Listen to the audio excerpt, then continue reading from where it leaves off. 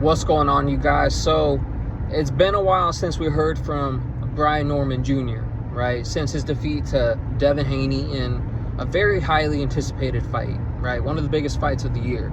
And it was on a stacked card, right? And it may have not have been the main event of the card, but I can't deny that that was probably the most intriguing fight on that card. At least for me, it was.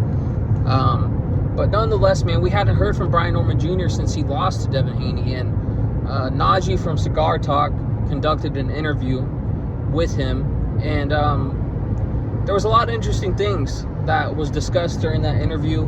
And if you're a Brian Norman Jr. fan, I still think, it's safe to say that I think Brian Norman Jr. is going to bounce back from this defeat. I think he's going to become a better fighter, from this experience, and he's still young, man. He's still got a lot of room to grow and a lot of time left in the sport. But nonetheless, man, some of the things that were discussed during this interview was the head coaching position in Brian Norman Jr.'s camp, right? We know his father, has worked the corner for him throughout his whole career, amateur and pro. And Najee had asked him, hey, man, has anything changed, or what's going to change? And he pretty much said, hey, my pops had to take a step back. We had a sit-down conversation, and he's no longer going to be the head coach. It's not like he's not going to be in the corner anymore, or be involved, but he's just not going to be the head coach, and I'm going to have to look for a new head coach, right?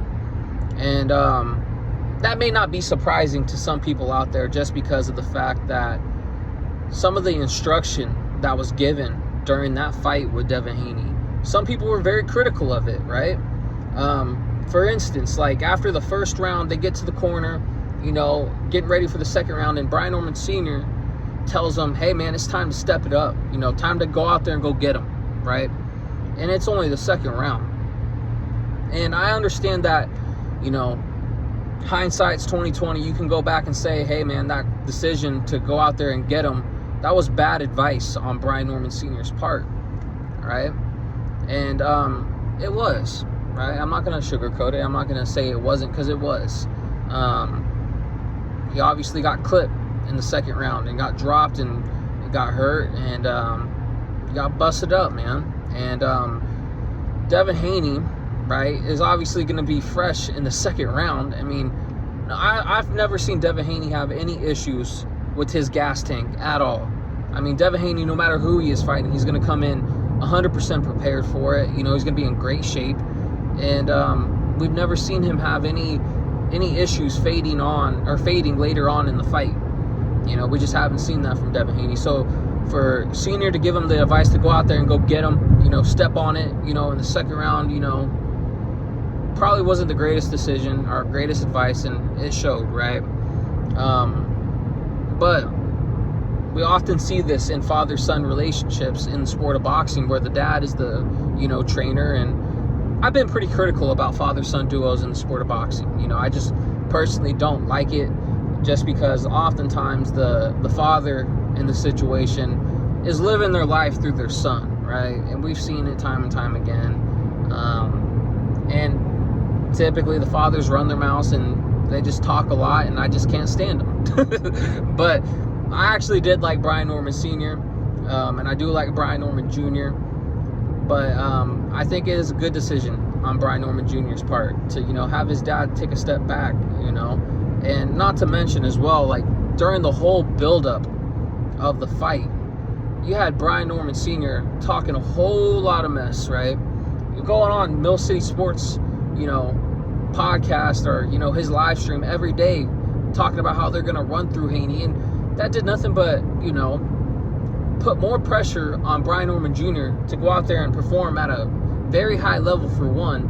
And then two, I'm sure lots of people, have turned on Brian Norman Jr. because of this, right? The daddy was talking a whole lot of shit going into the fight, and that happens, right? So, I mean, it makes him look bad. It's not a good look, right?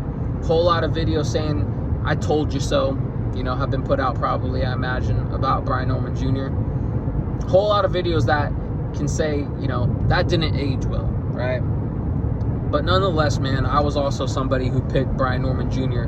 to win that fight, and I put out some content that you could say definitely didn't age well either. So nonetheless, man, that was pretty interesting to hear that. I am curious who's going to be the next head coach for Brian Norman Jr. And one thing I did like to hear, right, and despite what anybody says, you know, a lot of people act like this performance by Devin Haney was so dominant, you know, he was a whitewash, and I don't necessarily agree with that, right?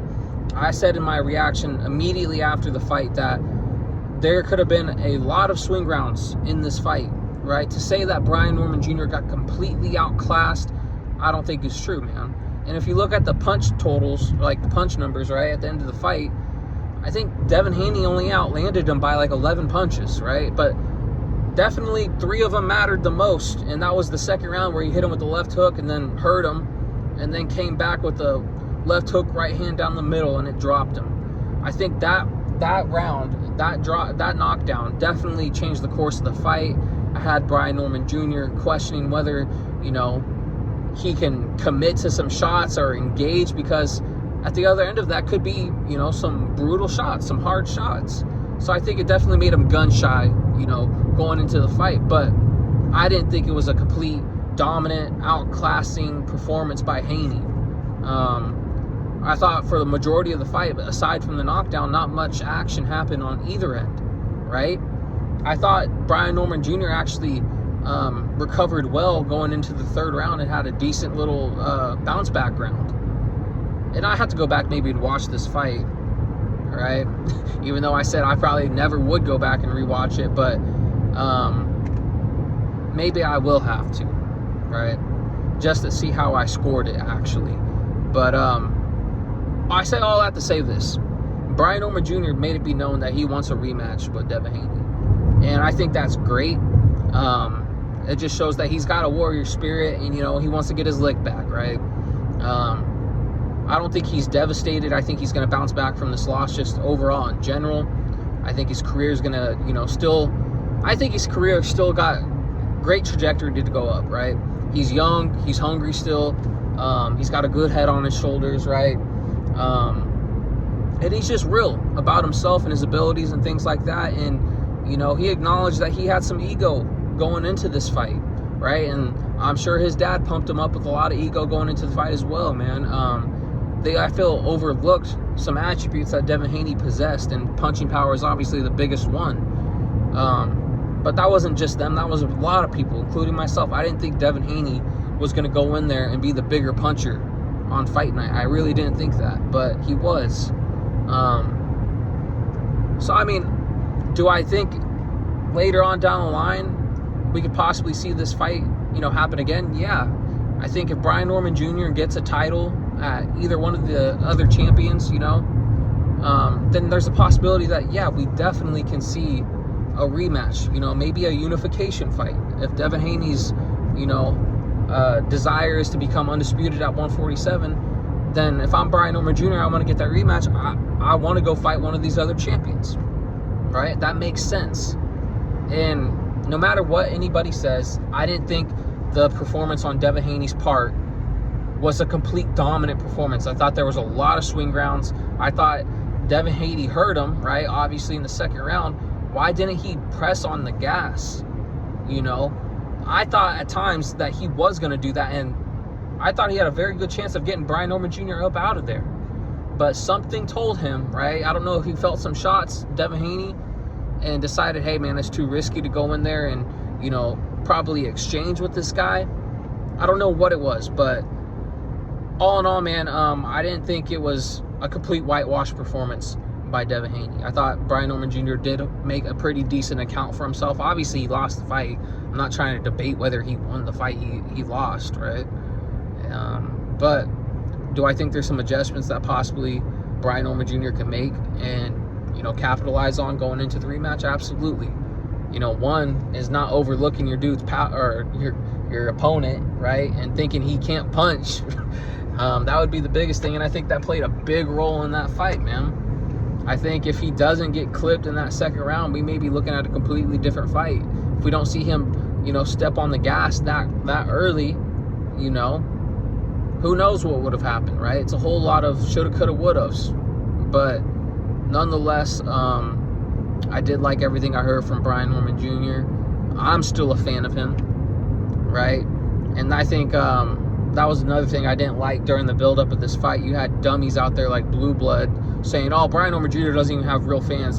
People are just rooting for him because they hate Haney. And, you know, they pretend to like him because he's a guy who is just a normal stand-up dude who likes to go fishing, who's kept to himself and all this stuff. In reality, yeah, that is a reason why a lot of people like him. Not because they hate Devin Haney. That's just an added thing.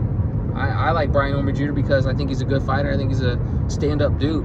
And yeah, I was rooting for him to beat Devin Haney. Nothing wrong with that. But I don't think a lot of people are going to be writing him off. I think a lot of people do support Brian Norman Jr. It's hard not to like him, you know, as a fighter and as a person. You know, what he stands for, what he's about, you know. But all in all, man, let me know what you guys think. Who would you like to see in the corner of a Brian Norman Jr.? And how do you guys feel about a potential rematch later on down the line? Do you feel like there's anything that Brian Norman Jr., you know, can obviously work on, but can fix going into this Devin Haney rematch if it happens? Let me know what you guys think. Hate, like, comment, subscribe.